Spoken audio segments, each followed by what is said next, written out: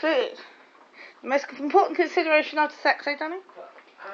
Amber, you just showed it out and I didn't hear what the man said. I just talk quick. I talk quick. I turn it right up. Right. Well, this is the French way of cooking. Now, the French use recipes, right? When they're a bit flush and... Amber, stop talking into that machine. Alright. I'll go into the other room, right? It's all cooking. Right. I'll tell you about how to cook with concepts, right? We'll cut the window. You can't really take all the things trying to protect us from moths and flies. Alright. Concept cooking is to cook with ideas. I remember this stuff from Magie, les idées, I can't remember. Some French ad about cooking with ideas.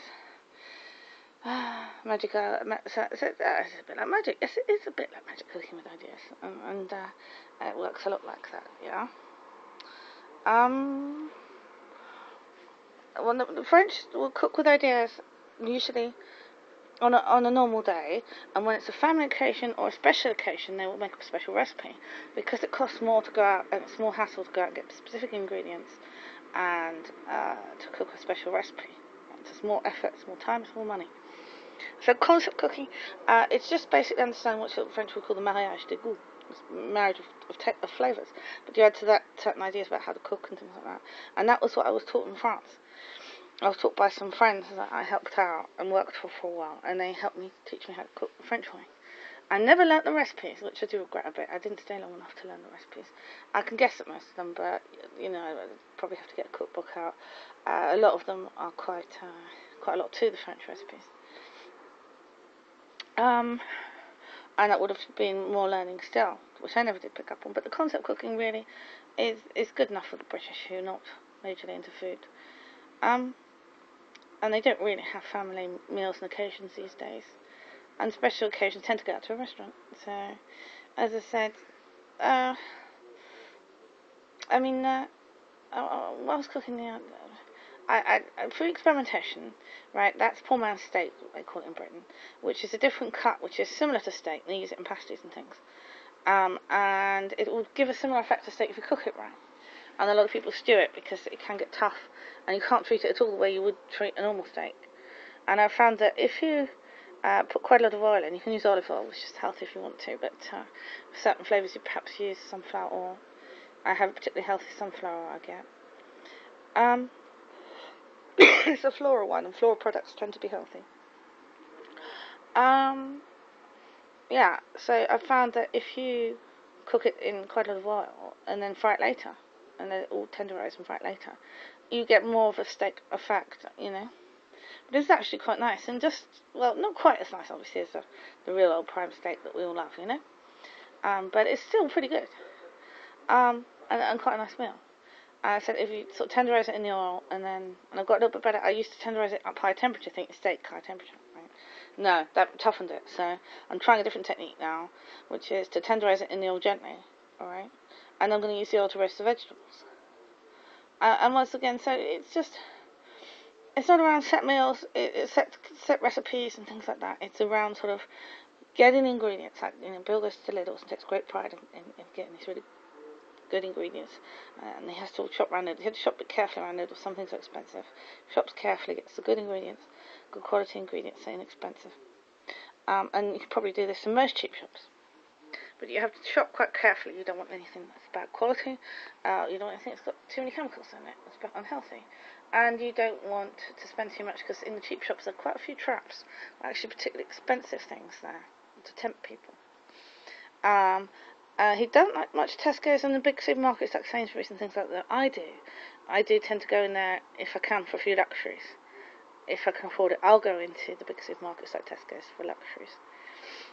There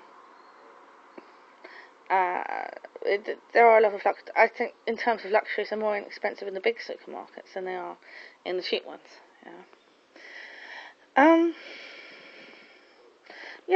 Food, the importance of food. It's the great pleasure of life to the French. They would say food first, sex second. You know, that is because you're not always in the mood for sex, but you're very often in the mood for food.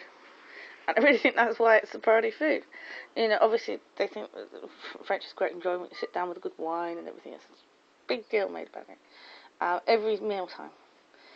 In the evening there's a little soup. And in the morning you've got the croissant, and the croissant's got to be perfect. And the baguette, you know, and the big cup of coffee. You know, everything is absolutely perfect. Absolutely perfect. If it isn't, they get most upset. And this is far more important to the French than money. All they need is sufficient money for us. Alright. Sufficient money for a good quality of life, and then they can concentrate and focus on their most important objective, which is every meal be perfection. And to the British, they wouldn't understand that at all, you know. But as I said, they have got that bit right. They have, and I think whatever culture you are, they're right about that, right? And therefore, whenever it is time to eat, and everyone's hungry and everyone wants food, I think it's always best to make it nice. And I only have one rule, and that's nice and calm and harmonious around meal times, alright? Everything is done to avoid an argument at mealtime, because if you have an argument at a meal, you do not enjoy it at all. And you end up with terrible indigestion, and there was no point in buying the ingredients, cooking it, or anything. You know, you're going to have an argument, wait till afterwards, I have one before. You know? And it's once people are munching away and enjoying, they're not much in the mood, really, for arguments, you know? So, as I said, food is the most important pleasure. And obviously we all get hungry fairly regularly, and like Darren has his problem with tea, you know, even if you're slightly in the mood for sex, there's a difference between that and actually having it. But a meal, you might as well sit down and enjoy your meal, and as I said, that Darren will go for his cup of tea. Also drinks, yes, we all enjoy. My mum does wonderful tea. You know, there's always a little bit of a ceremony around my mum's tea, and it's absolutely beautiful, you know. And by then everyone's in a really good mood. My mum does that with tea. Oh, she's a wonderful cook as well. You know, she learned how to cook in France as well. Wonderful cook, and that's how she keeps my dad in such perfect health. You know, with her cooking. It's a very, very pure food and delicious, you know, but very pure food. I'm a little more indulgent with my food. There's a few more things in there a bit bad, maybe.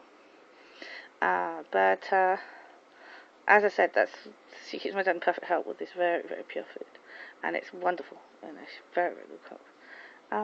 I don't know how my mum manages this with MS. I don't. And everything else she's managed in her life. I remember writing in my books, I can't think of anyone with more achievements than my mum. Is there a page long enough to write them down? You know, and you know, she's a little bit Rapunzel, because my dad is very much the provider, focused on money, and sometimes she crossly sort of bungs everything in the bin. She doesn't care for possessions, you know. And my dad can't help it, you know. He can't help being the provider. It's his nature, you know. With my dad, the main focus is money. You know, it's just the way he's made. And I sometimes think she would never say, she doesn't much care for money. And, you know, as I said, sometimes the possessions all get bungled in the bag and crossly bunged outside the door. It's like, I don't want them, you know.